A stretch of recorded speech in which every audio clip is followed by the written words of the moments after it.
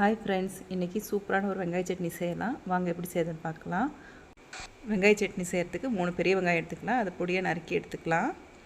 ஒரு கடாயில் எண்ணெய் கொஞ்சம் விட்டுக்கலாம். எண்ணெய் சூடானதும் இந்த நறுக்கி வச்சுருக்க வெங்காயத்தை சேர்த்துக்கலாம்.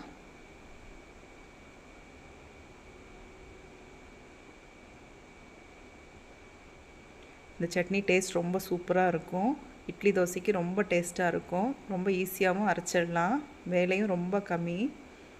இதை நல்லா வதக்கி விடணும். இப்போ வெங்காயம் நல்லா கண்ணாடி பதத்துக்கு வதங்கியிருக்கு. இந்த ஸ்டேஜில் தேவையான அளவுக்கு உப்பு சேர்த்துக்கலாம். உப்பு சேர்த்துட்டு மறுபடியும் நல்லா வதக்கி விடுங்க.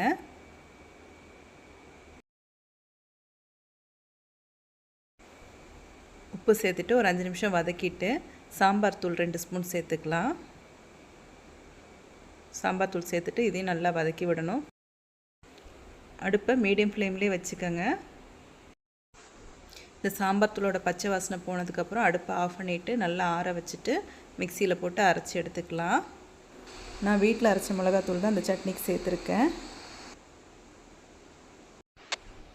ரொம்ப நைஸாக அரைச்சிடாதீங்க.